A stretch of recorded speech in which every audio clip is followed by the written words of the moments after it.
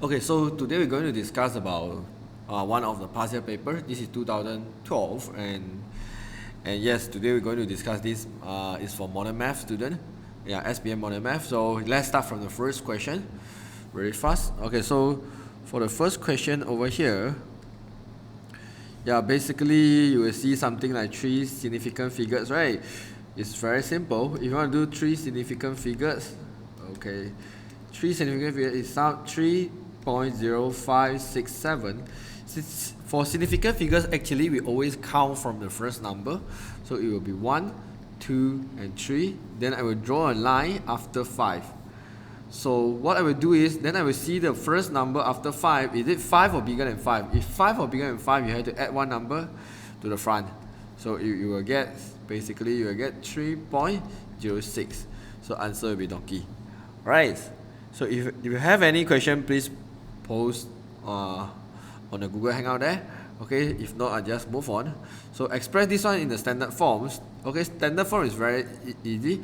You must be 3 point something. Must be a number and then decimal followed by can be a loss of other number, but it must be first number and then multiply 10 power or something.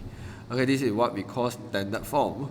Right, so in this case, yeah, the decimal, okay, let me write the whole thing first. 3987.3. Since this is standard form, I have to move my decimal to the first number. Yeah, we will stop here. It must be one number followed by the decimal. Okay, so I move 1, 2, 3. So I will get 3.9873. If you move from right hand side to the left hand side, your power should be positive. 3 spaces here is power 3. Right, so answer will be C. Okay, then next one, number 3. Okay, this one you just need to solve the standard form. Okay, so first thing is I will trying to understand divide 10 power of -7. We learned about divide before. Divide basically is mean you have to minus your power, correct or not? So divide mean minus in power, so it will be minus -7. So therefore, we will get 346.5 multiply -3 plus 7 is 10 power 4. Right, however, this is not yet the standard form, because I say standard form, the decimal must be after 7. So I'm going to move 1, 2. So when I move 1, 2, this one is 10 power of 2. So 10 power of 2 I will add to this one.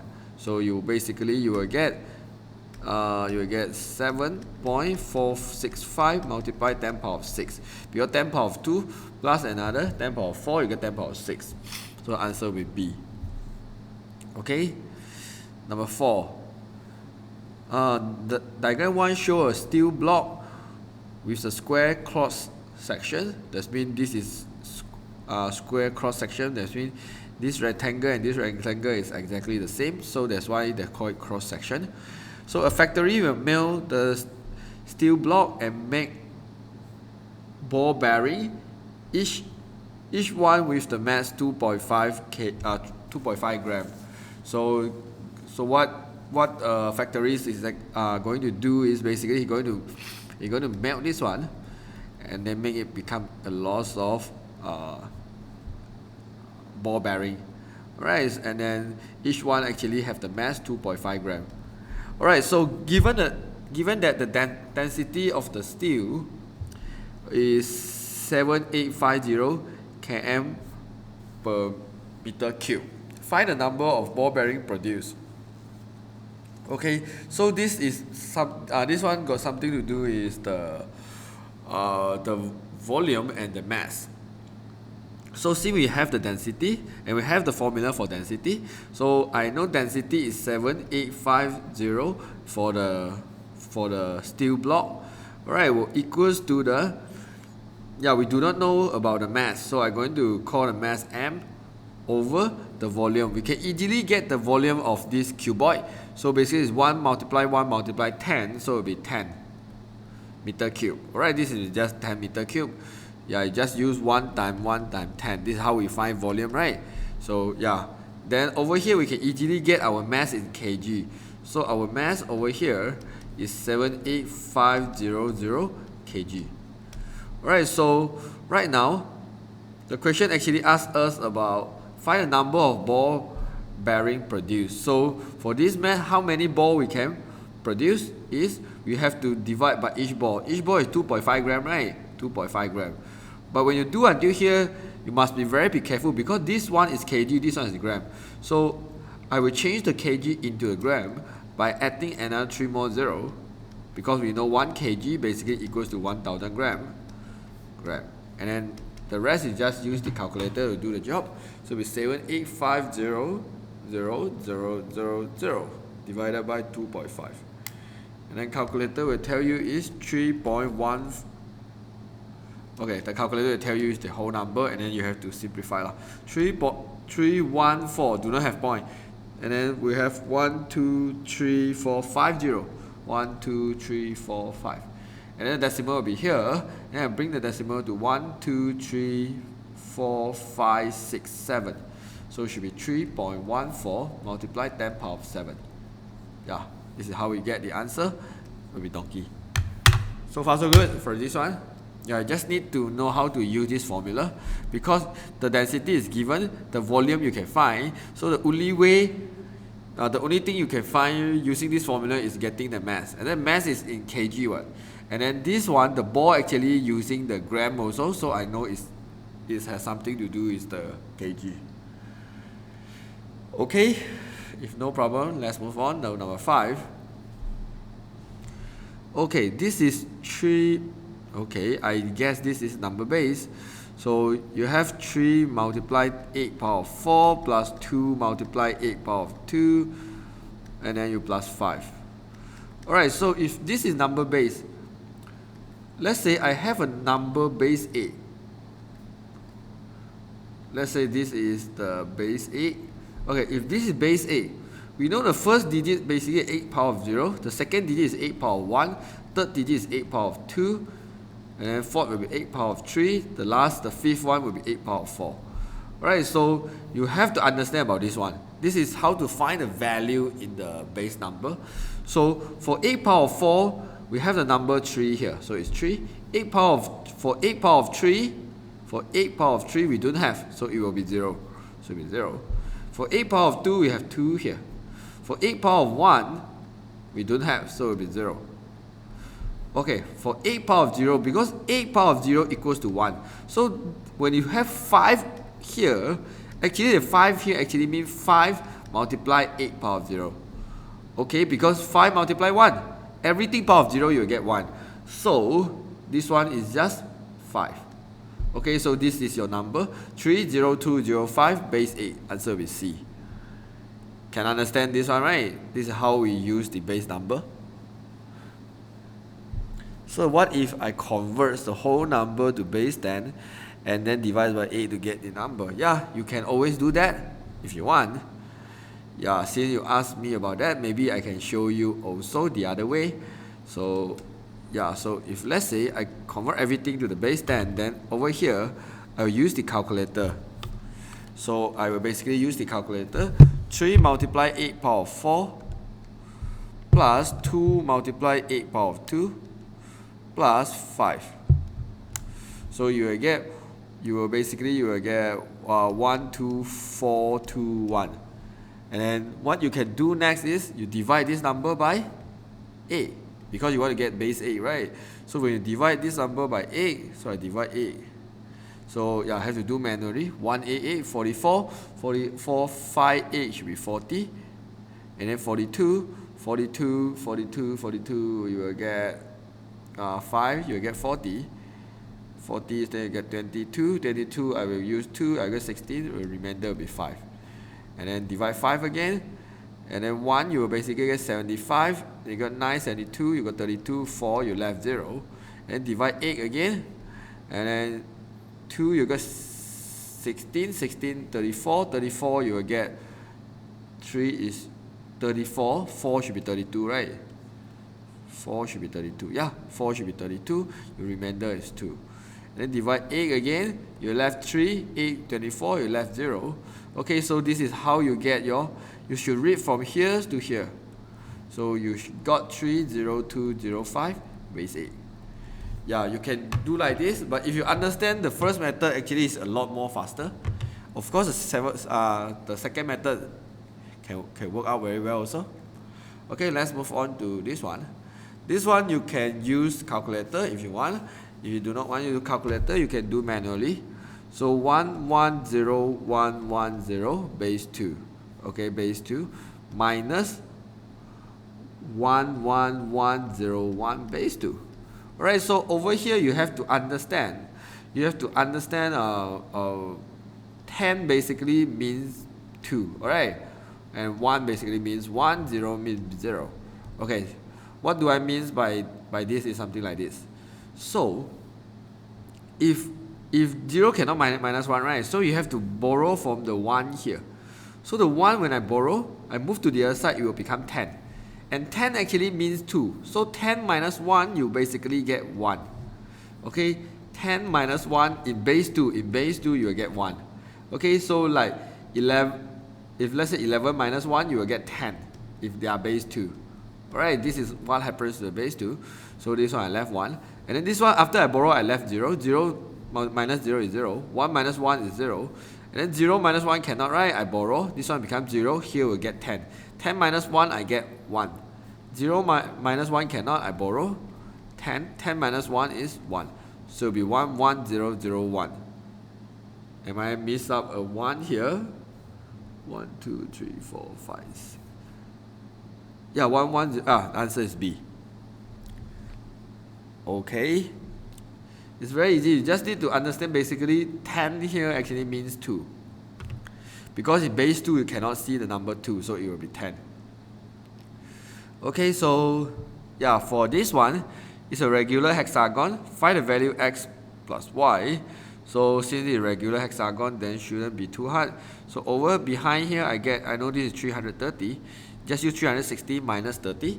Alright, then this one will be hexagon. Hexagon have how many sides? 1, 2, 3, 4, 5, 6. You have 6 sides. So in order to find the total interior angle, so I will use 6 minus 2 multiply 180. Multiply 180, so you get 720. So this is the total angle for the hexagon. The formula for total interior angle is n minus 2 multiply 180. Okay, so that means total is 770. So I know in order to get the total 720, I have to sum everything. I have to sum y, 2y, I have 3y, 3y, 1x, 2x, 3x, plus 3x, and one more angle is 330 plus 330 equals to 720. Then 3y plus 3x equals to 720 minus 330. You'll get 390. And then I divide 3 for every single one, because all the number can divide 3. So I will get y plus x equals to 130. So y plus x actually same with x plus y. So answer will be A. Very, very direct and very simple.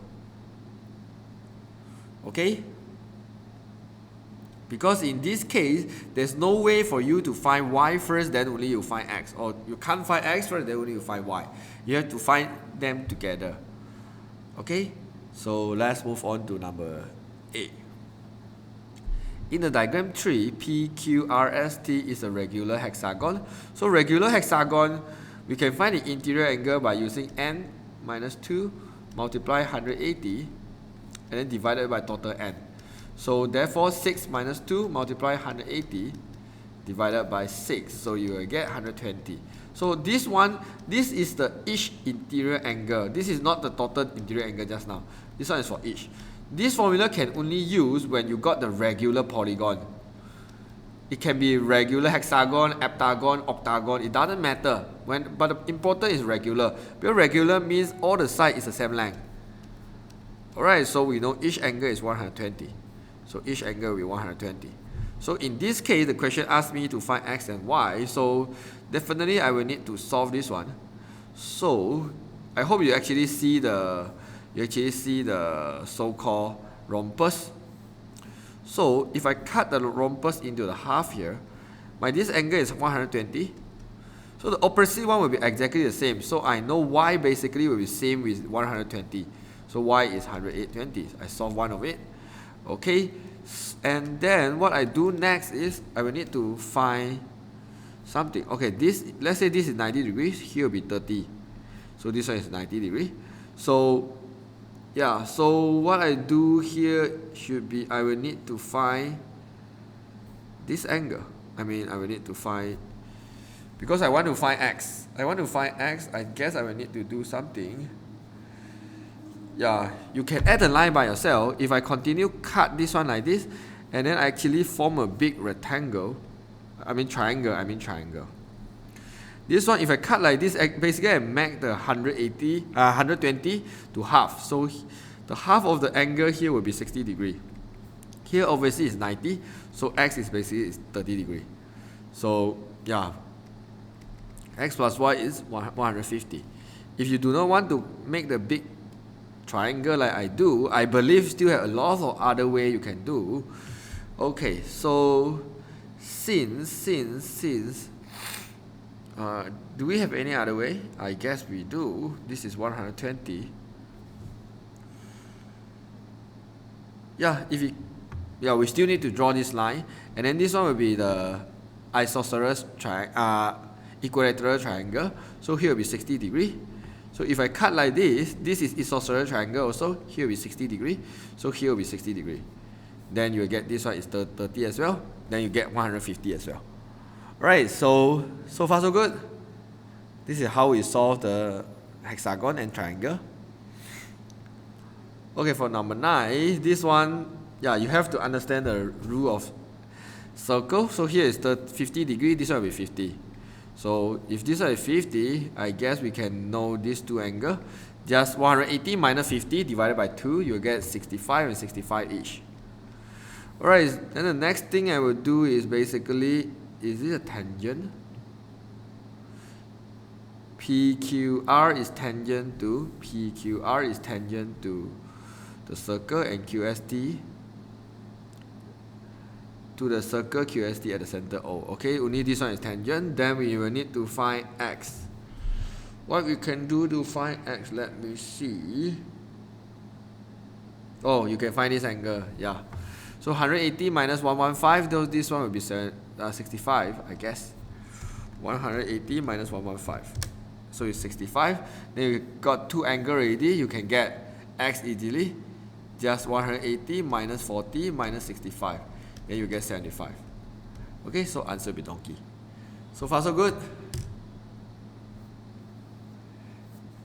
Should be no problem, right? Okay, this one. Diagram 5 shows the 4 quadrilateral drawn on the grids of the equation square. Find the correct pairing of the object, the line of reflection of this image. So the line of reflection obviously is KV. Alright, this one should be a line of reflection. So yeah, so why so weird one? PUVR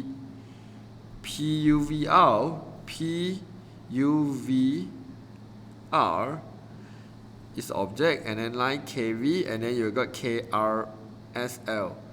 KRSL. This one obviously is wrong. Okay. JQRK. JQRK means this one. And then reflection line is PR, and then you will get this one is wrong, because obviously the reflection will look like this, isn't it? So yeah, it's wrong also. The next one, UL, RVWT, and then UL, where is U and L? U and L, okay. You have U and L, and then the image will be RQJK. RQJK is this one. Okay, this one seems a bit correct. Let me move on to D. This one seems correct because it seems like it's a reflection. Okay, for D, KRSL. KRSL. KRSL, which is this one. And the reflection line at JW, this one. Oops, obviously should draw nicely a bit. Okay, and then the image is RVWT. RVWT. Obviously it's not, it's wrong. So answer is C. Okay, so you must able to see the reflection line, because if reflection line is JW, your image should be, your image should be this one, not the bottom one. Okay, so must be very careful. Okay, 10 questions already. Yeah, anything you want to ask?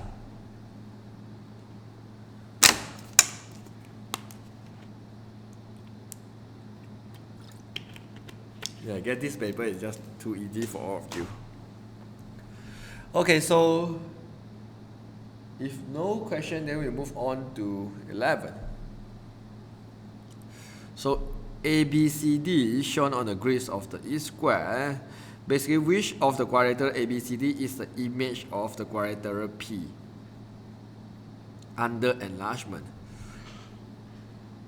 Okay, so what you can do here is you will need to use ruler. It's the image of under enlargement. Okay, oh no, we actually can use eyes to actually see here. Okay, here, I guess since these two lines, it doesn't help at all, because all of them also like 6 and 4. So these two lines doesn't help. So try to see this line. Okay, for this line, is basically is 2, -1, isn't it? If 2, -1, if we multiply, because here becomes 6 and 4 already, I know it's multiply 2. Multiply 2, it should become 4, -2. That means you have to move 4 units to this direction, and then 2 units come down. So D is wrong. This one is wrong just now. So here 1, 2, 3, 4, 2 units come down. Okay, this one seems correct. Seems correct. This one, 1, 2, 3, come down 2. This is 3, -2. So this is wrong. So answer will be B. Yeah, I always want to find some easiest way to actually do this. Yeah, because when this line is something like 2 units here, 1 unit come down. If the skew factor is 3, it will become 3 units to this. From 2 will become 6 units to the right hand side, and going down 3 units. Okay, it must in the same ratio. So just now I actually see this one. This one will be 2 units to the right and 1 unit going down, right? So I call it 2, -1. Since I know all the 3, 2 becomes 6, 4, I know the skew factor is 2. Then I times 2, I'll get 4, -2, and then I will move 4 units to right, and then 2 units going down. So why D is wrong? So you can see D basically this line, D is going 4 units to the right is correct, but then it's going down 1 unit also only. So D is wrong. I hope I do make you understand a bit. Yeah, for Tasha, is it okay? Or you still very confusing? Okay, so let me move on. Okay, because there's so many ways to do transformation. Yeah, so we must check it properly. Okay, for this one, diagram 7 show 2 right angle triangle. So yeah, so you have LQM, MPN, KLM. It's a straight line, and MP equals to PQ. MP equals to PQ. So this is same line. Alright, so yeah, we have sine MP, which is this one, this angle, equals to 3/5 MP. Alright, so yeah, sine is what? O over hypotenuse, OH. is opposite, so opposite will be 3, so hypotenuse will be 5. Alright, so we can easily get the MP by using Pythagoras. So you get MP equals to 4. So this one equals to 4. So how do I get 4? I use 5 square minus 3 square, I square root it, I will get 4. This is the formula of Pythagoras. I hope you understand. So then the question basically asked me to find cos delta. So in order to find this cos delta, you can find out actually the delta here. You couldn't form any triangle using the delta. So I will borrow the other angle here. So in what condition we can borrow here is when both angle is plus together equals to 180. Mean both angle in the same straight line. If this one I call it angle, I can borrow this one called angle 1. But both of them plus together must equals to 180. Must equals to 180, then only you can use the borrow methods. Alright, so if I borrow here, so why I want to borrow? So it's something like this. So I know here is 8, here is 15. So yeah, the question asked me to find cos. Obviously I will need to find the longest one, should be 17. You just use 8 square plus 15 square. So then square root it. 8 square plus 15 square, yeah, I square root it, I get 17. So if I got the 17 already, I know the cos actually is AH, adjacent over hypotenuse. Adjacent is 15, hypotenuse is 17. However, this is not my final answer, because what? Cos actually gets negative in the second quadrant. So if you learn about trigo before, you understand.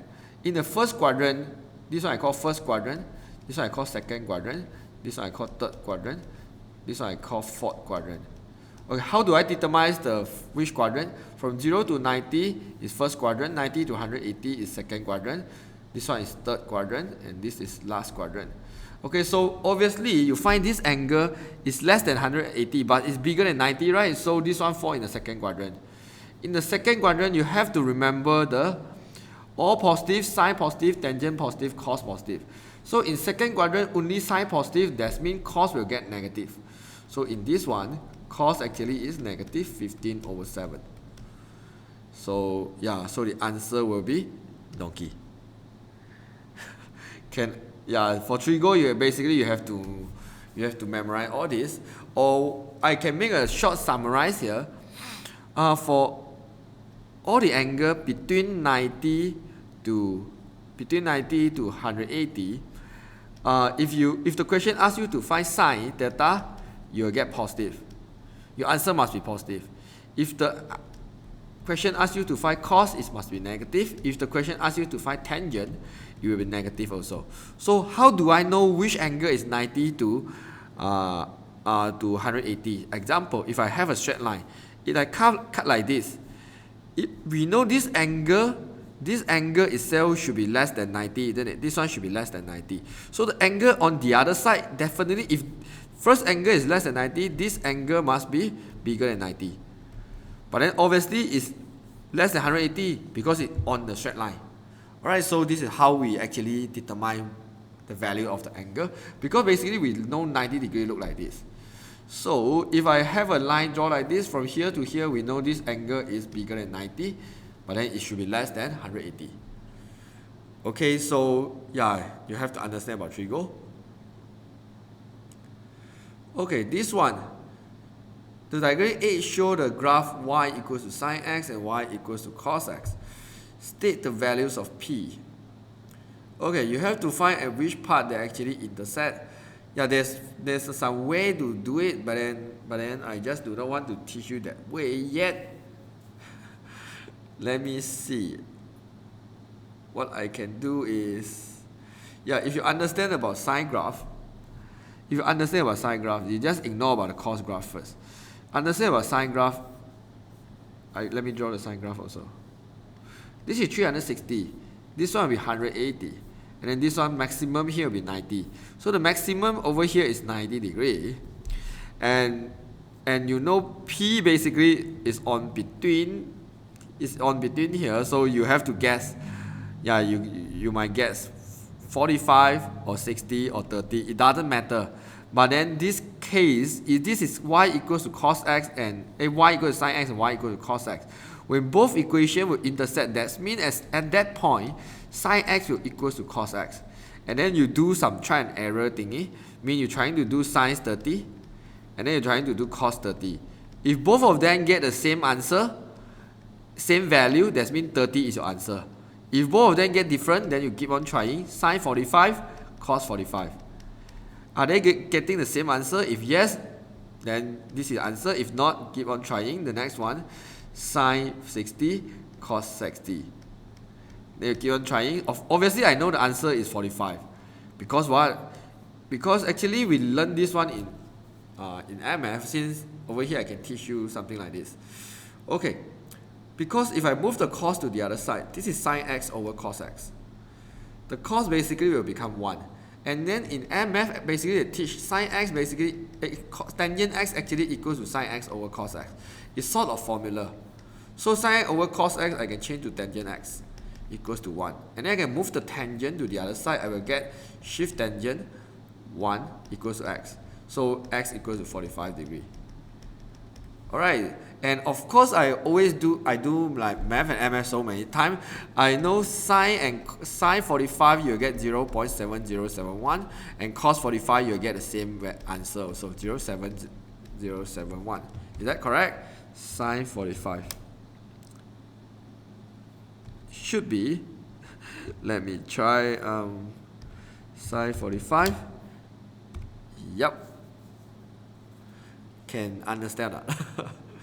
Yeah, you might feel a bit struggle if you do not understand.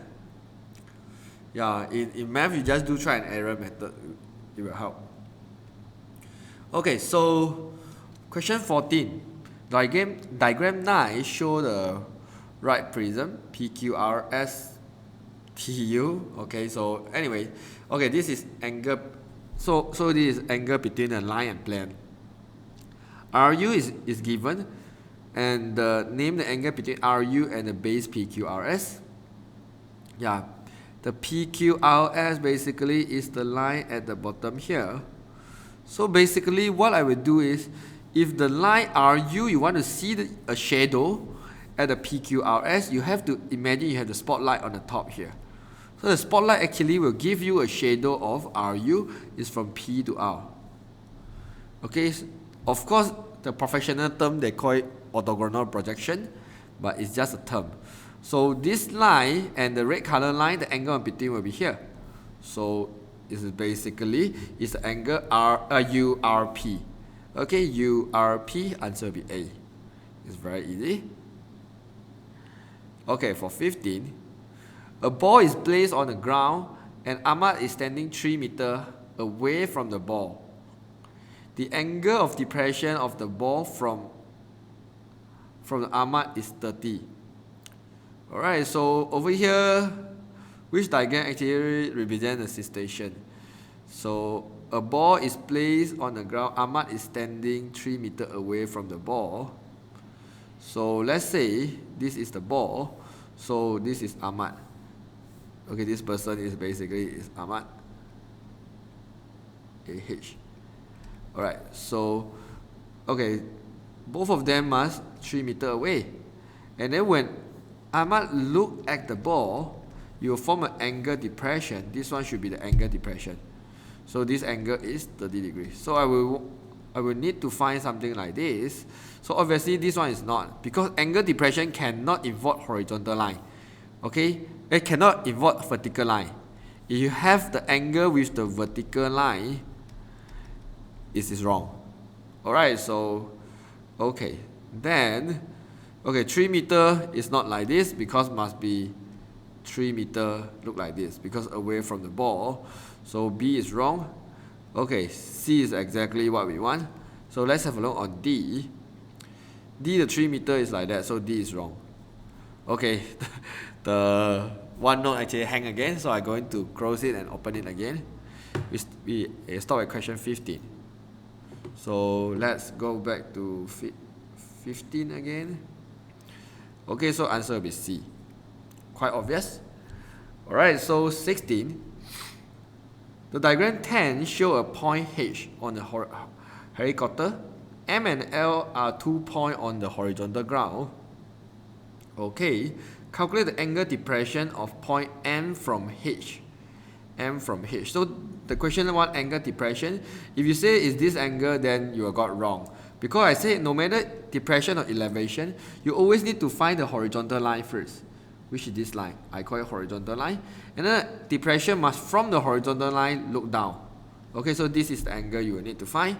So in order to find this one, because this line and this line is parallel, so we learn about the exact thing. So you know this angle and this angle is the same. Alright, so I have the triangle. So I draw out my triangle. This is angle. This is 30. This is 20. Obviously, I can use tangent. So tangent angle equals to opposite over adjacent. So I can get my angle easily by move my tangent to the other side. Shift tangent 20 over 30.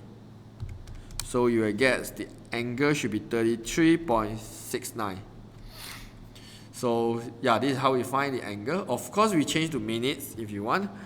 If you change to minute already, it should be 33 degree and then for 41 minutes.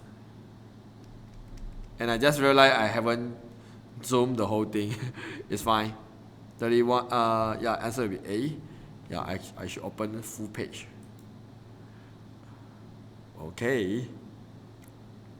Okay, let me move on. Should be okay, right? You should understand the depression and elevation. Depression is from the horizontal line, and then you look down. This is depression. Elevation for a horizontal line, and then you look up. Never ever use the vertical line. I mean, don't try to find this one. The red color one is wrong. Okay? Okay, 17 is a bearing. Point P and point Q is lying on the horizontal plane. And the bearing of Q from P is 80 degree. Q from P, so angle should at P there. So angle from P, angle must be at P. So angle at Q wrong, angle at Q is wrong. Okay, you have both of this. And then from bearing, we must obey some rule. The first one is the angle must always start from north. Alright, must always start from north. Start from north. Okay, S-T-A-R-T.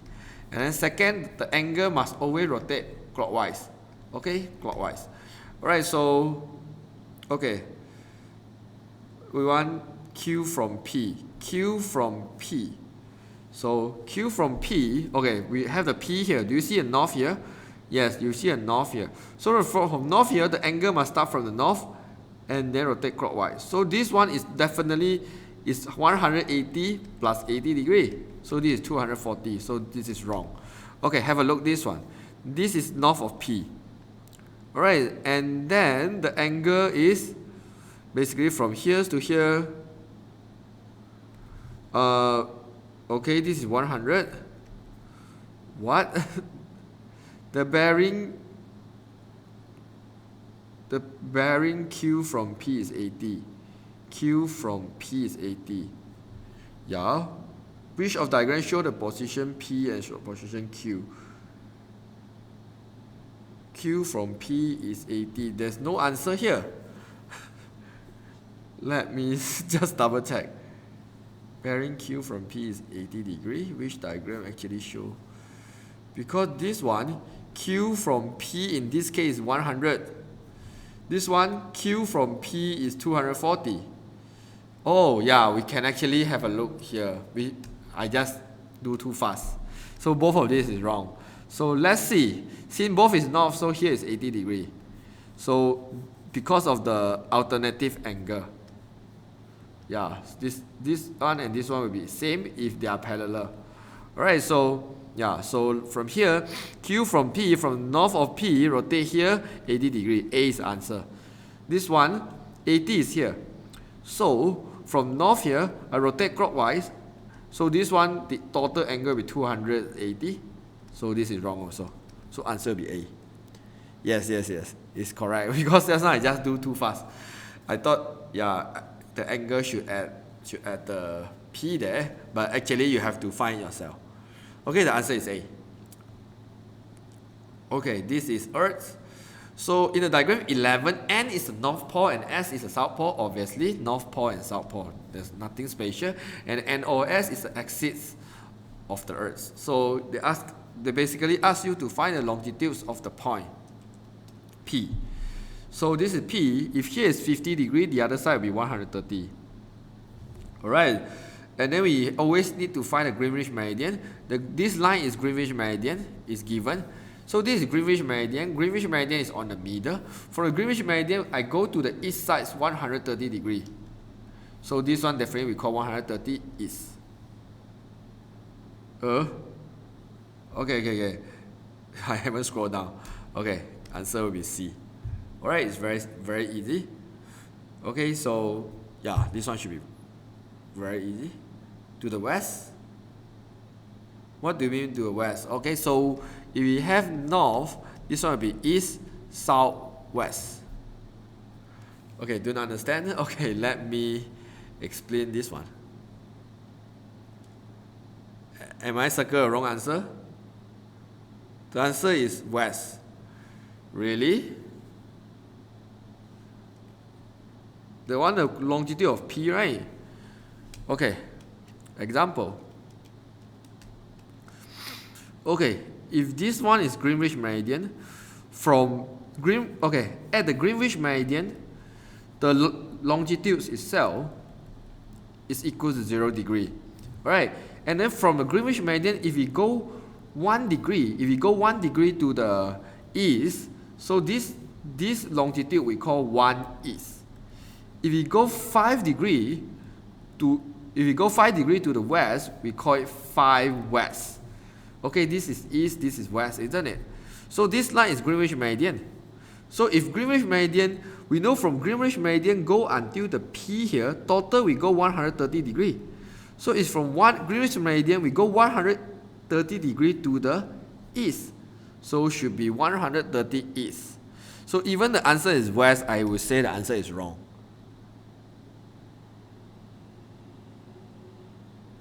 Yes, because it's very obvious. It cannot be going west because west is on the other side.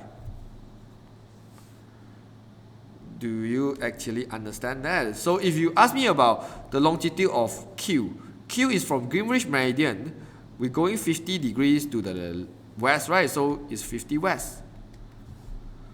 Okay, so if let's say I draw one more line by myself, I will draw one more line by myself. Okay, let's say I say the angle between here to here is 100 degree. And then I ask you to find, I will say X is on this longitude. So I ask you to find the longitude of X. So it's from Greenwich meridian, we go 100 degrees to the east. So the longitude of X is 100E.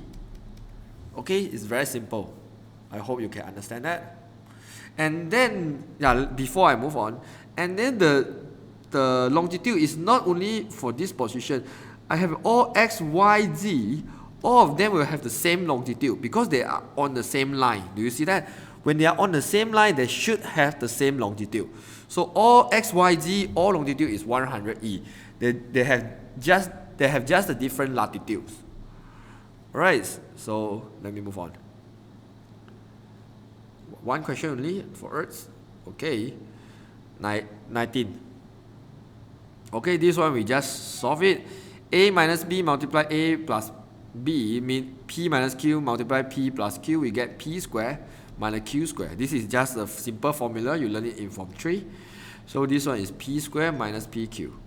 So I have P square plus P square. I have 2P square. And then so therefore it's 2P square minus Q square minus PQ. Answer will be B. Very easy. Question 20. Express 2nm over P multiply PQ plus blah blah blah blah. And then you have to simplify it. So when I simplify it, 2nm over P. On the top there, I can factorize out the P. I will get Q plus M. This one is nm square. Mm square basically is mmm. Okay, m multiply m, you got m square. And then mn and mn I simplified, p and p I simplified. So what I left is 2 will multiply q plus m. And then bottom I still left at m here. So yeah, of course answer actually multiply in. So you get 2q plus 2m over m. Answer will be donkey. Very easy algebra. This one, p equals to 5 minus r. P equals to 5q minus r. Express q in terms of p and r, that means q as a subject. Alright, if q is a subject, that means I will move the r to the other side first, it will be positive r.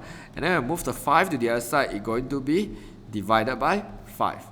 So this one is my answer, p plus r over 5, A. Sir, can I don't want to factorize it? You mean 20? Yeah, if you don't want to factorize, you can still do it. But then you don't want to factorize, you must be very careful, because most of the students, they will make the common mistake like this.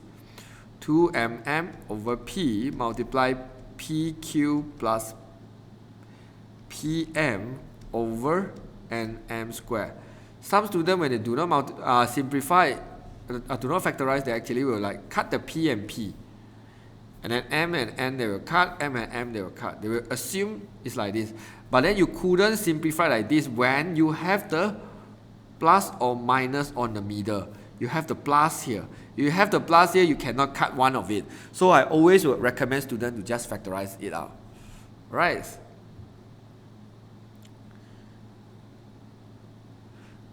Okay, for 22, given x plus 1 over 5 equals to 2x minus 1 over 2, find the value of x. So x plus 1 over 5 equals to 2x minus 1 over 2. The faster way of doing this one is crossover multiply. When crossover, 2 will multiply with x plus 1 and 5 will multiply with 2x minus 1. And then just multiply 1 by 1. 1 by 1. Okay, so it's 2x plus 2 equals to 10x minus 5. So x and x I will group together. This is 10x minus 2x. This is 2 plus 5. So this is 8x, this is 7. So x basically equals to 7 over 8. So answer will be D. It's a simple algebra. Okay, let's have a look on 23. So, so if this one, b squared over 3a squared, of course you can remain the 3 at the bottom, because this one, if I separate them, if I separate the whole thing, the 3 at the bottom actually means 1 over 3. The b squared over here is just b squared over 1. And then a squared over here is 1 over a squared. Okay, so you see, if I 1 multiply b squared multiply 1, I get b squared. If 3 multiply a squared, I get 3a squared, isn't it? Okay, so this is how I separate them. After I separate them already, the 1 over 3 will remain. And then I always see something like negative 2. b squared will remain. 1 over a squared actually means a power of negative 2. Okay, if a power of negative 2, then do I have any answer related to this? Yeah, my answer will be D.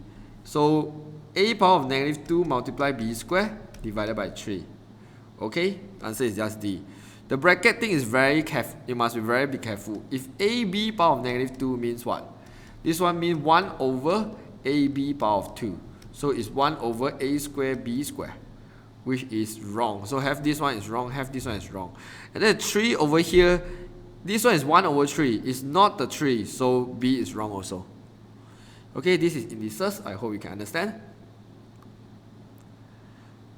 Okay, then you simplify this one. This is m power of 3 over 4 multiply square root is m power of half. Alright, if you have cube root, it's m power of 1 over 3.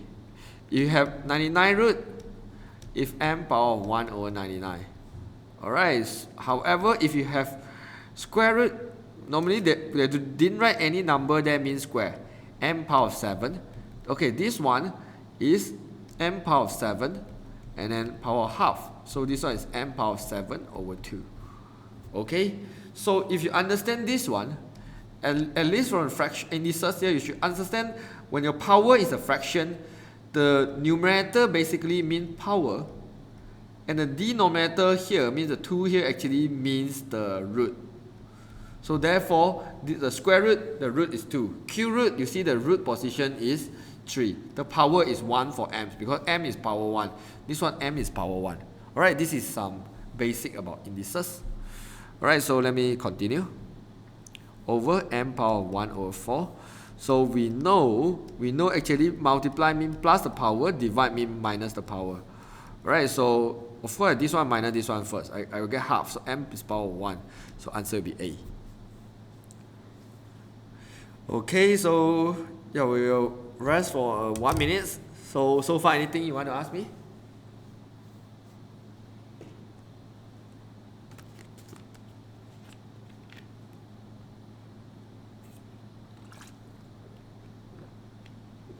Which one? I mean, which part actually you don't understand? I can repeat again. Oh, okay, sure, definitely.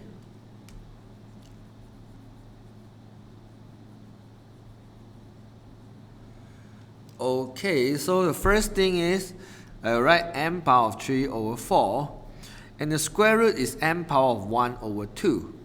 Because I say if your power is fraction, the numerator, I mean the number on the top, is actually means power. The number at the bottom, which is denominator, actually means root. So square root, do you see this is square root? Square in mathematics actually means 2. So 2 root. So 2 root means root position it should be 2. So over m power 1 over 4. Alright, so therefore we know in the word if they are multiplied, it means you actually like a power of 2 multiply a power of 7. When multiply, you know basically they can plus the power. Mean they can sum the power up. When divide a power of 11, you know basically divide mean minus in the power, isn't it? So m power of 3 over 4 multiply mean plus in power, divide mean minus in power. So you will get m power of 1. So answer will be A. Okay? Okay, no problem. Okay, let's just continue. Okay, 25. What is the time now actually? Oh, it's 9 o'clock already. Okay, 25. List all the integer x that satisfy the linear inequality. So yeah, you need to solve this one. 3 minus 4x less than 15. So negative 4x, the 3 move to the other side will be minus 3. So 15 minus 3. So negative 4x less than 12. So x, when I move the negative 4 to the other side, I say many times, whenever you divide or multiply negative answer, you must change the sign of the inequality symbol. So this one will be bigger than 12 over negative 4. So x will be bigger than negative 3. So if x is bigger than negative 3, so you will have the answer which is negative 2, negative 1, 0, ... So answer will be D. Because the inequality symbol do not have the equal, so you cannot include negative 3. If without negative sign, yeah, if let's say 4x less than 12, so x is just less than 12 over 4. So you will actually get less than 3. We never change the sign. However, if negative x less than 12, so the negative 1, when I move to the other side, basically I divide negative 1. So when you divide negative 1, you have to change side, become bigger than negative 12. This is something a lot of students keep on confusing. So I make sure you can understand that. Okay, if you understand that, we go into question 26. Okay, I guess it's hang a little bit. Yep, it's okay. So because I have space here. So let's say this one, of course the first thing I will do is I will expand 2 into the both here. So it will be 2x plus 20. So I will move, yeah, I can move the 2x to the other side if I want. So this one positive 2x just become negative 2x. 3x minus 2x equals to 20. So negative 5x be less or equals to 20.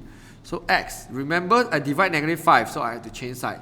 So it's 20 over negative 5. So therefore, x is bigger or equals to negative 4. So the answer will be D. Donkey. Alright, so far so good. Yep, I have to close and open it again because it's stuck.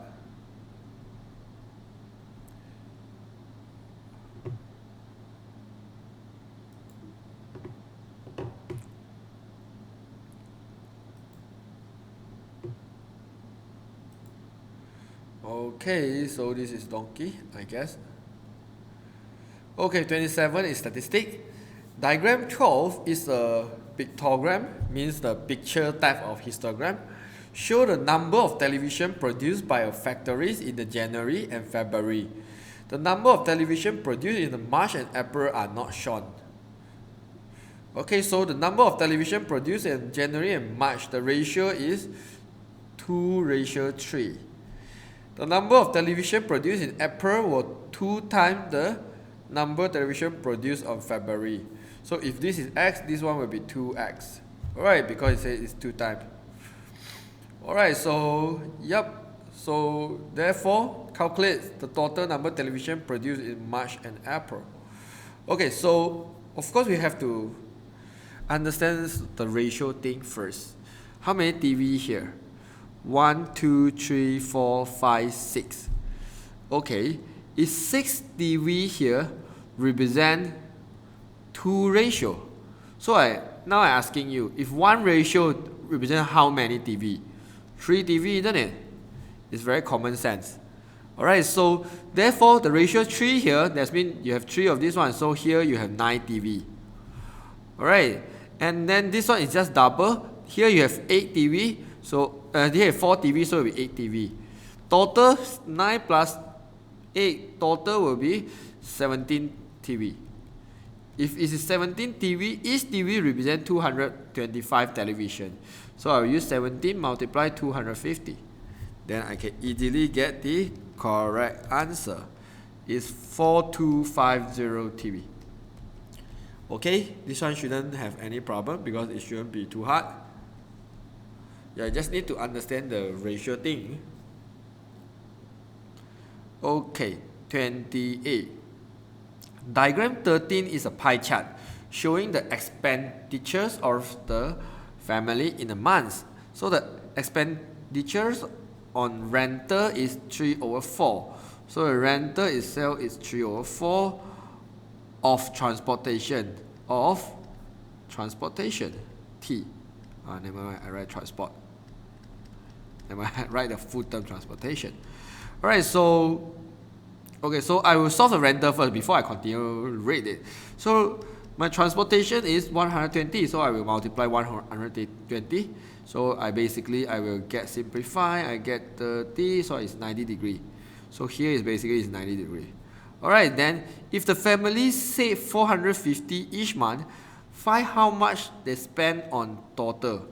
So now the question tell you this is saving, right? Save 450 each month.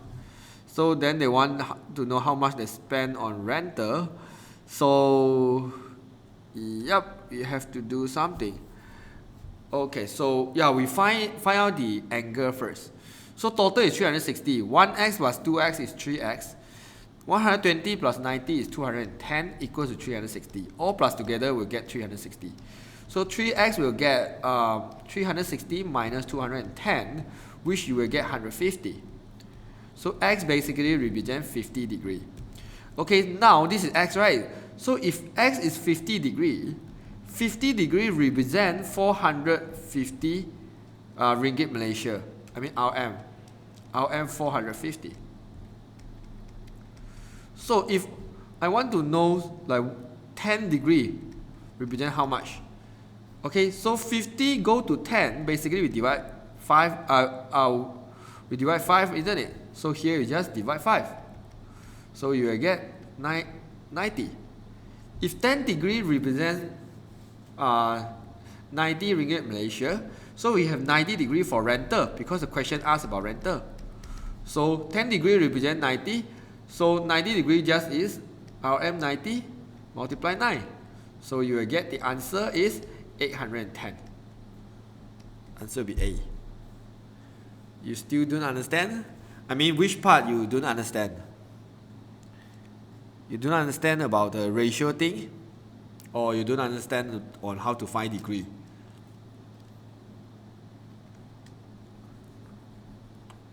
The pricing thing. Okay, yeah.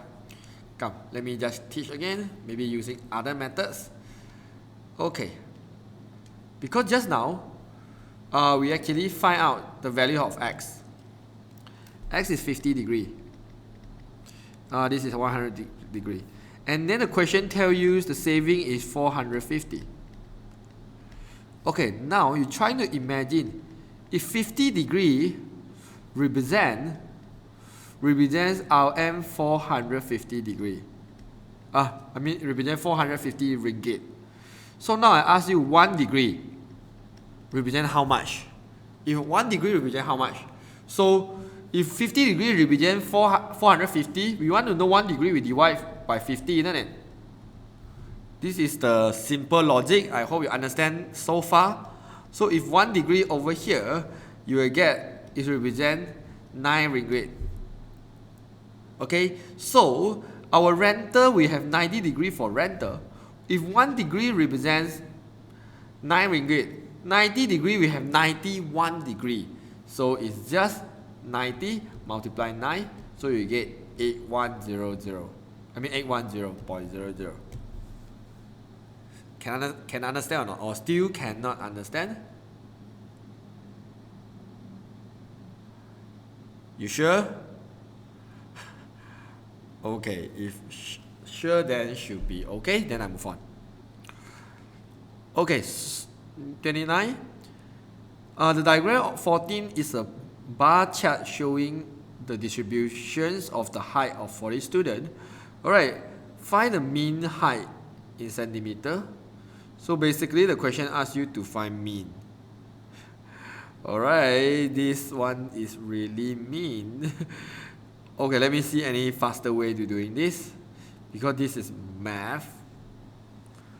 Of course I know how to find mean.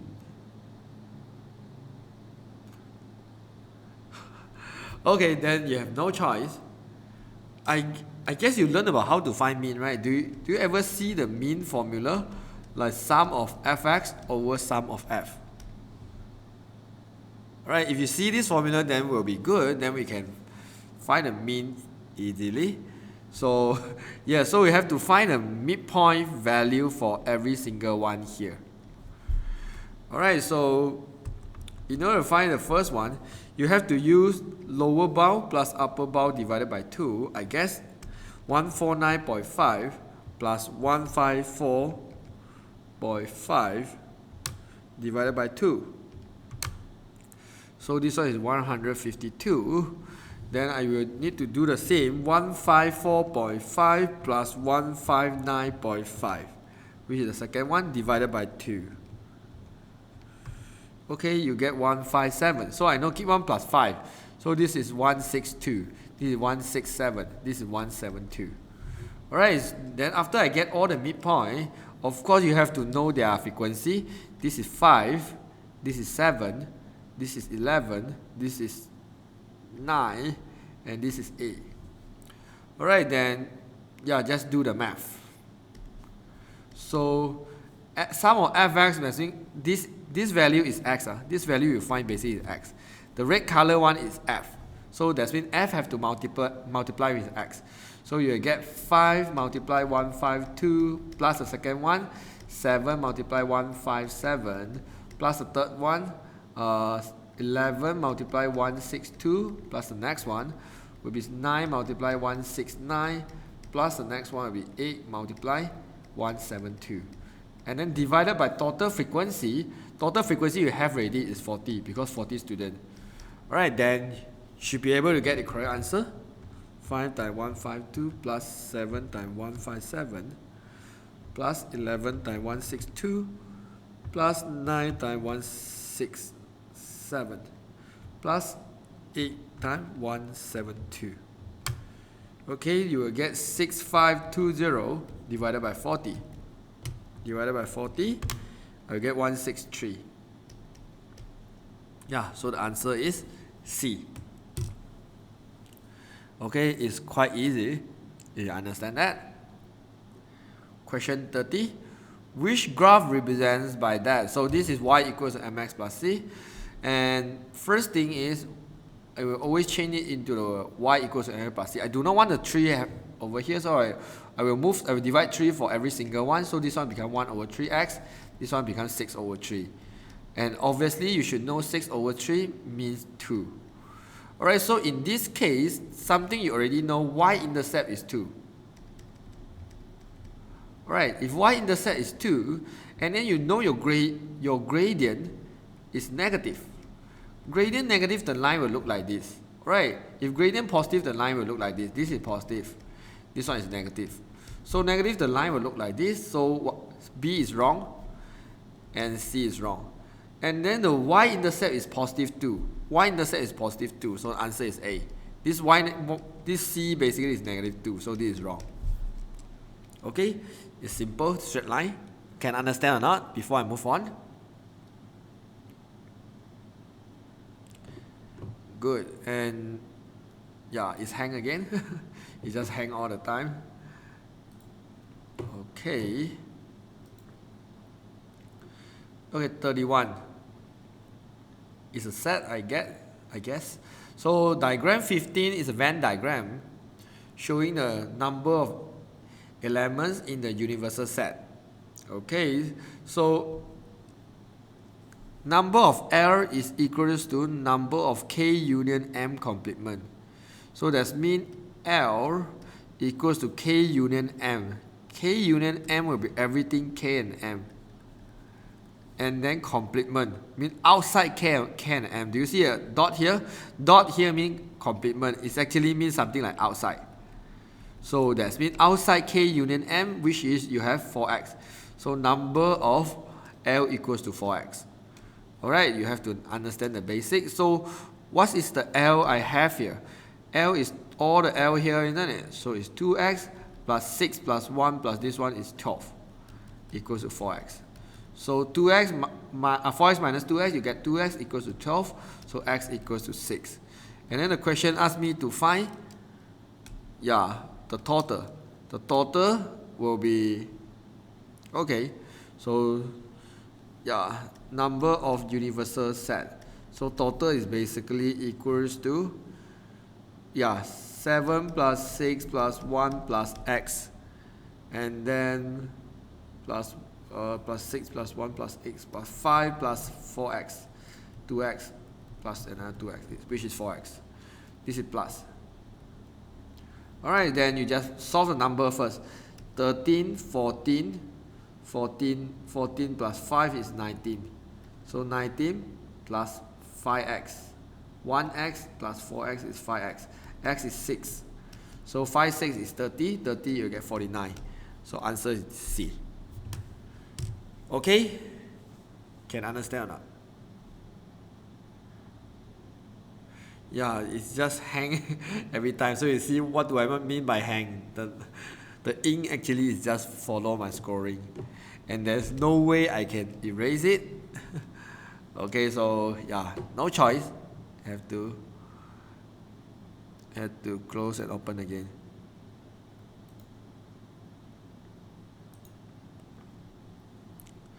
Okay, for 32, which Venn diagram represents P union Q intersect R? So P union Q means everything of P and Q you have to shade. So okay, let me just draw it myself, it's easier, because I will need some explanation. P, Q, R. So if P union Q, that means everything of P and Q. Okay, so now the everything here is in a green color. In the green color part, which part actually intersect with R? That one is your final answer. So the part of green color intersect of R is only this part, isn't it? So your answer, it should be B. Okay, it shouldn't be too hard. And then I find actually someone actually joining, and I have to mute your mic. I'm sorry about that. Because I just hope it won't disturb others. Okay, so if understand, so I will move on.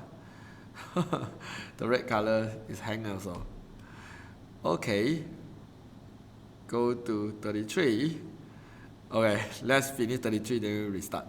Okay, which one the gradient is 2 over 3? Of course, the gradient, there's two formula to find gradient. One is y2 minus y1 over x2 minus x1. The second formula to find the gradient is negative y-intercept over x-intercept. But in order to use the second formula I mentioned here, you must have both intercept, which is in this case we have both intercept, because everything is the intercept. And for the second formulas, it's very dangerous to use the second formula because a lot of students will forget about the negative. Second formula do have a negative. So let's see. Let's see I do the A using the second formula because I find it faster. Okay, negative, I do A. Y-intercept is negative 3. Negative 3 over x-intercept is 2. 2. So gradient for A is 3 over 2, which is wrong because I want 2 over 3. Then I will do B. Gradient equals to negative. Y-intercept is negative 2. X-intercept is 3. So it's 2 over 3. Obviously B is the answer. But let me just finish it. Okay. Let's say C. The gradient is negative y-intercept, which is negative 2, over x-intercept, which is negative 3. This is negative 2 over 3. So same thing for this one. It's negative y-intercept, negative 3 over negative 2. This is negative 3 over 2. Alright, so the answer is B. Alright, and let me just restart. It's just hang all the time. I'm not sure why.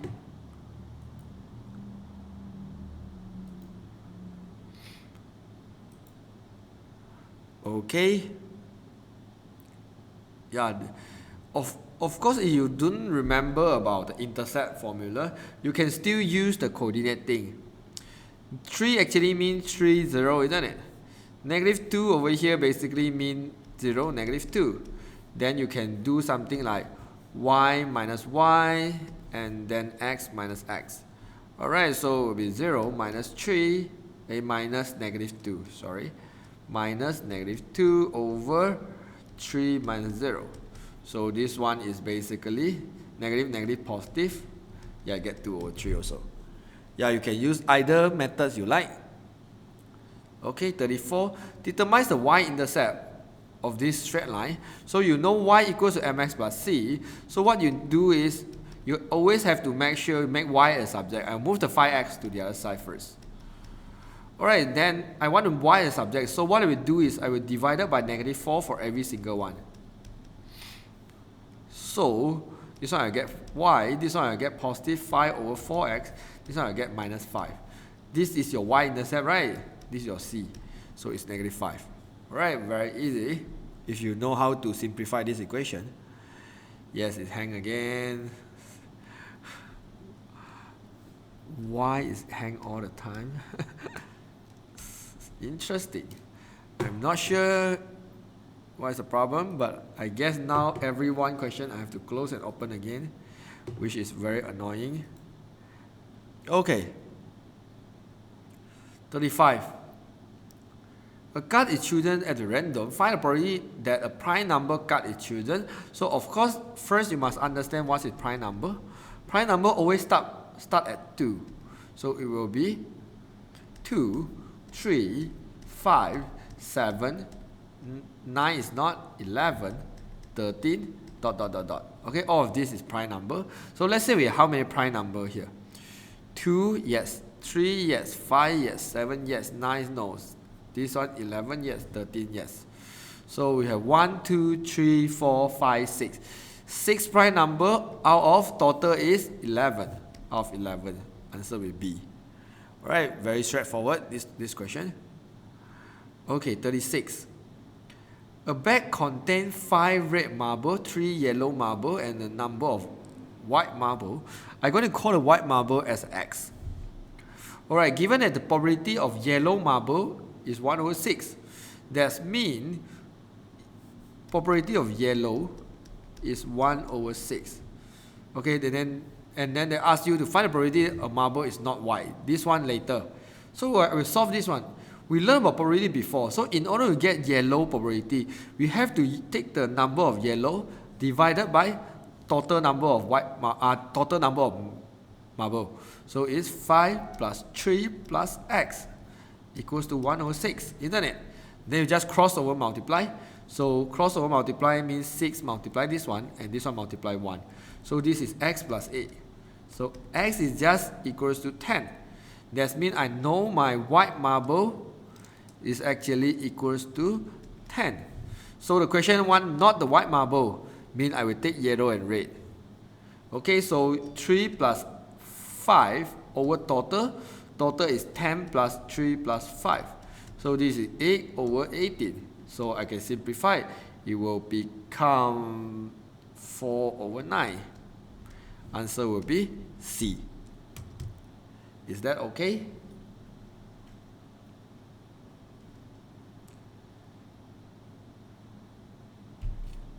Yeah, if no problem, then let's move on to 37. It's given that the y varies directly with x. So y will vary directly with x. So vary directly means you have to add a k beside the x. K actually is a constant value. Okay, so we have to find the k first before we do the rest. So the question actually gives us y is 24, x is equal to 3. So k basically equals to 8. Then I substitute back into this equation. So y equals to 8x. That's all. Yeah, very easy. Y in terms of x. Okay, so it's A. Okay, then for the next one. Okay, it's given that P varies inversely as a square of Q and P. Wow, there's N here, a bit confusing. Okay, P is, oh no, the center actually is stopped here.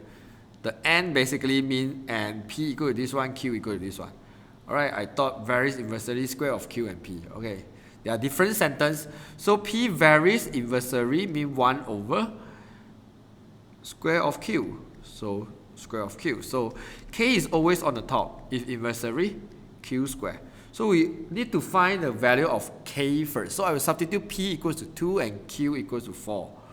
2 equals to K 4 square. So K equals to, multiply the 4 square to 2, you get 32. Then sub back into this equation. So P equals to 32 over Q square. And the question asks you to find the value of P when Q equals to 9. So I get 9 square. So 9 square basically is the 81. 81, I guess we couldn't simplify. Yep, couldn't. So this one should be the final answer. Is A. Okay. Okay, it's hang again. Yeah, we have last 2 questions. Then we can end the class. Of course, you can ask. We can still got a little bit time, so you can still ask me the question. Okay, 39 is a matrix. Alright, so matrix is quite easy. So the question asked me to find n. So in order to find n, I will only focus on this position. Means because n is at this position, so I will focus on this one and this one only. And then I'll form one equation. 4 plus, of course you cannot write n because this n have to still multiply 1 over 2. So I'll say 1 over 2n equals to 1. So 1 over 2n equals to 1 minus 4. So half n equals to negative 3. So n equals to negative 6. Is D. Alright. My answer is B, sir, for 38. Let's have a look on this one again. Is B 4 over 3. Let me just do this one again. P varies inversely as a square of Q. I think what you do, you are doing the square root of Q, isn't it? Yeah, square and square root is very big difference because square root is, it will tell you is square root. When the question doesn't say square root means this one is wrong. The real one should be Q square. Alright, you must be very careful. And then the question purposely give you 4, so you substitute into it, you will get the whole number and you don't find it like very weird. I guess this is one of the trap. Yeah, you must be very careful when you do it. Okay, question 40 is multiply of matrix. So in order to do a multiply of matrix, you always have to know the first one is always you have to separate them into the horizontal pattern. And second one must be vertical pattern. And then if you watch my metric video, actually I always say A only multiply with A, B only multiply with B. This is how we do the metric multiply. Alright, so in this case, so let's see what answer we'll get. The first one, A is multiplied with A. So 2 times 2 is 4. Alright, and then B is multiplied with B. So 4 times 1 is 4, so I plus 4. And then we'll do the same thing. Okay, so this one I already get the first one. And then 2 will multiply with negative 3, so I get negative 6. And then 4 will multiply with 2, I will get plus 8. And then I'll do the same thing. 0 will multiply with 2, is 0. And then negative 2 will multiply with 1, so it's negative 2. Then the same thing, 0 is multiplied with 3, negative 3, so I get 0. So negative 2 multiplied with 4. I multiply with 2, I got negative 4. So it should be 8, 2, negative 4. Do I have an answer? Yes, A. So can you continue to paper 2? I can, but I do not have the paper right now because I only download the paper 1. Yeah, if you want, maybe have to wait for a while. Or do you have the question? Okay, or maybe we just you just give me a few minutes. I can go to download it now, maybe. What's the time now? 38 minutes. Yeah, I remember for the last classes, we have 1 or 2 questions of paper 2 we haven't discussed, isn't it? Okay, then maybe we can have a look on those questions. Just wait for a while.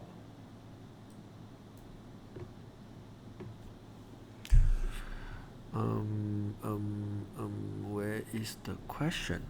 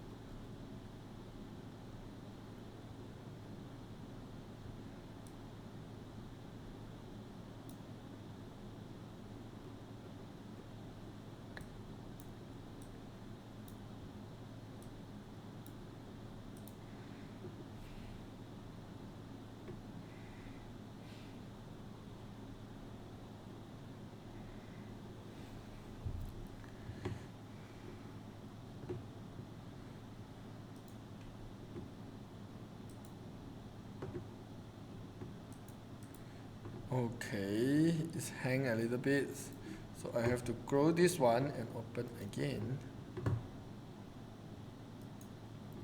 And let me just insert a PDF, I guess.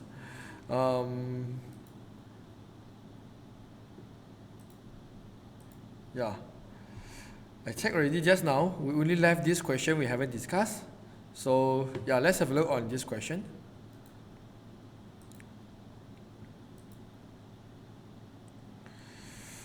Okay, I hope all of you actually can see it.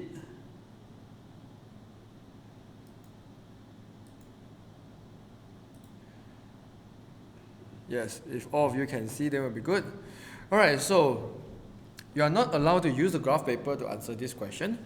Alright, so diagram 15.1 show the solid right prism with the rectangular base ABKJ on the horizontal plane. Alright, and then the surface BCFGK is uniform cross of the prism. Alright, and rectangle CDEF is a horizontal plane, and rectangle FEHG is the inclined line. Okay, basically they're trying to tell you everything in this diagram, alright? Nothing very special.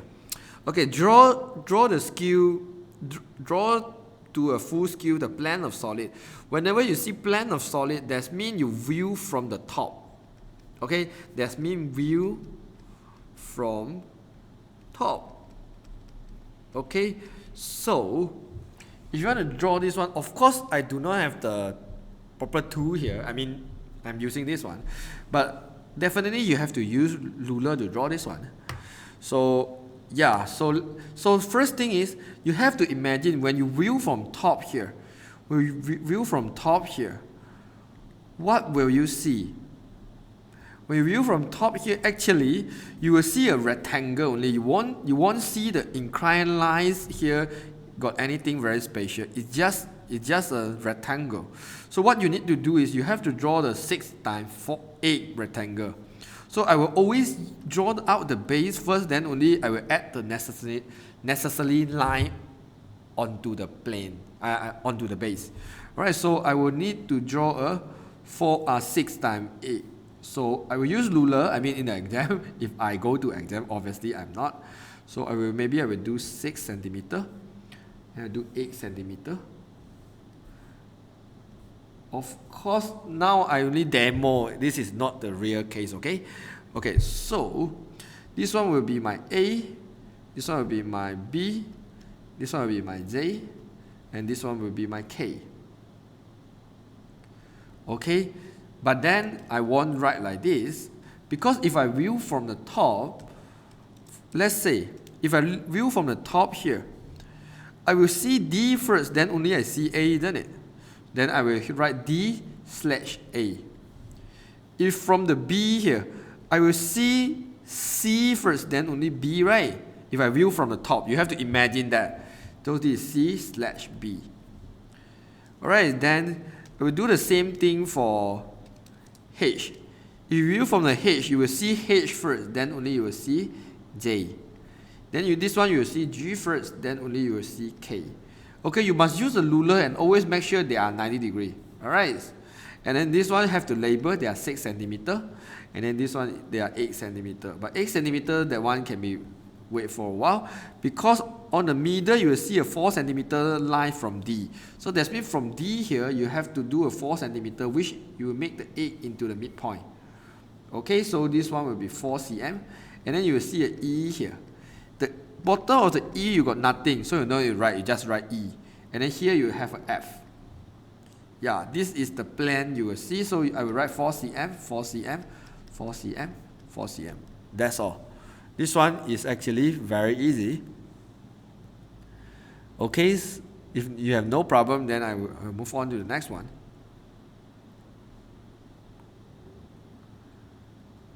Okay, just remember, whenever they say solid plan, actually you always need to view from the top here. Okay, another solid right prism with a right angle triangle LMN as its uniform cross. Cross section is join the prism diagram 15.1 blah blah blah blah. Okay, basically this one is highly related to just now. Okay, so now actually it gives you all the centimeter on the top here and is right at the bottom here as well. So mn equals to 3. Where is m and n? Oh, mn here is 3. Okay, this one he didn't write. So lm is 4. Lm, where is L and M? Okay, Lm is 4, obviously this is 4. And a combined solid. Alright, so basically he just add another prism on the top of the solid. Alright, so now they ask you to draw to full skew, the elevation of the combined solid on the vertical plane parallel to BK, parallel to PS view from X. So basically now you have to view from X. So first thing is I will draw the BK first. Okay, when I draw the BK, because I view from X, after B actually I will see A. After K, basically I will see J. So I will label like this, and make sure it's 8 centimeter, and make sure it look like the horizontal line. And then the next thing I will do is from B here, actually going up 6 centimeter, isn't it? It's going up here 6 cm. So what I will do is I will going up 6 centimeter as well. 6 centimeter. And then I will read C. So after C, actually I can see D, isn't it? I will say C/D. Alright, then we'll do the same thing. I make sure it's 90 degrees.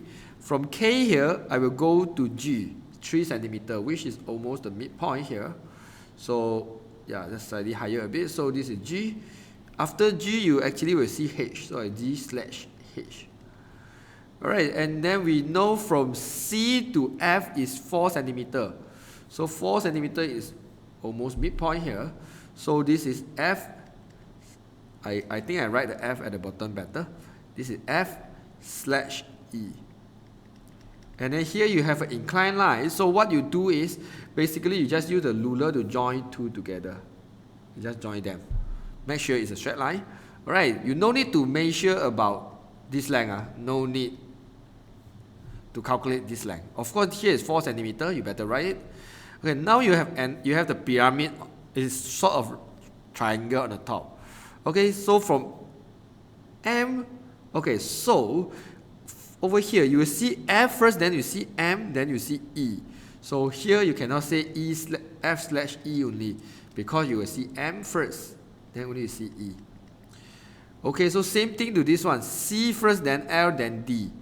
So I will change a bit to C, then L, then D. Okay, so of course I will write outside a bit, C/L/D. Right, then now what I will do is, from here, M from here is 3 centimeter. So I will draw another 3 centimeter. I make sure it's 3 centimeter. And then here I will meet I will meet N, then P. N/P. Alright, then I just connect this one to the C. I just connect. Of course, you have to make sure the line looks very nice using the ruler. Yeah, I think this is what you will see in the view of X. So view from X. So far, do you have any problem about this one? No, right? Should be quite easy. Okay, then we will go to the last one. The elevation combine the solids of the vertical plane parallel to AB.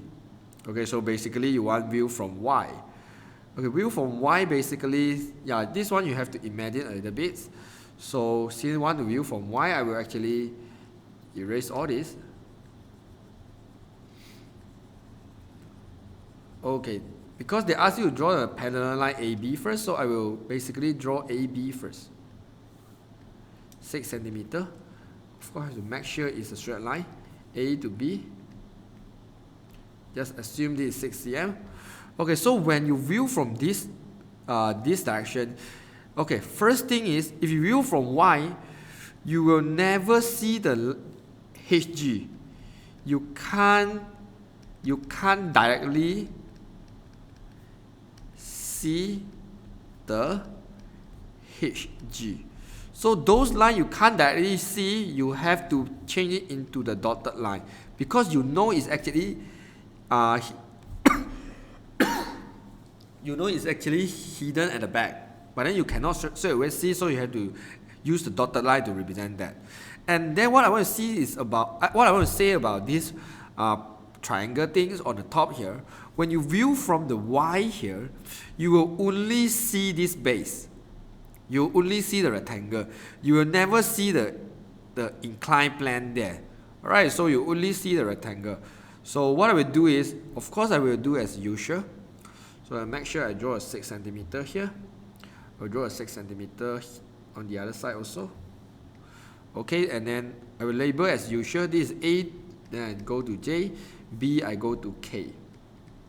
Alright, this one D I will go to E.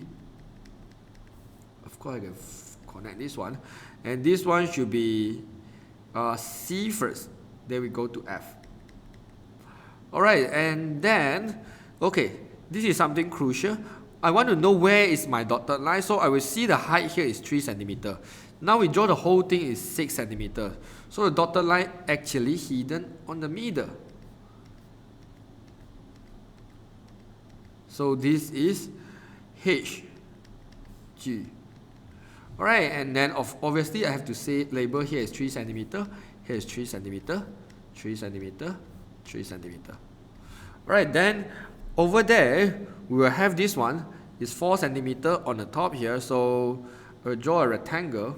So height is 3, this is 4, so I will have a 3,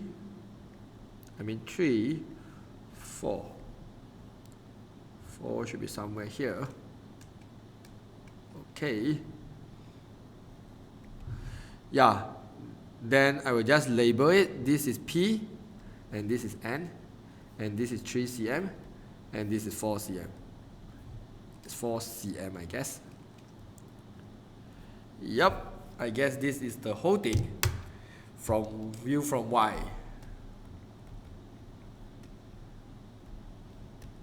Yeah, for this part actually it's quite easy to get full mark. So what kind of question that I have to sketch dotted line?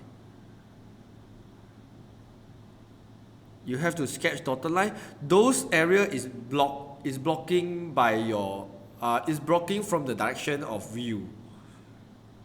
Like this case actually you can see if you view from Y you cannot see the line HG, isn't it? Then you have to draw dotted line. Am I answer your question? Okay, yes. So yeah, I think that's all for today class. For paper 2, I think I will discuss on next week. Is there anything you want to ask me before I end this class? And of course I will upload these videos to the YouTube later. Yeah, I think tomorrow you will be able to watch it if you miss any part. Yes, I think after we finish the okay, let me stop the screen recording first.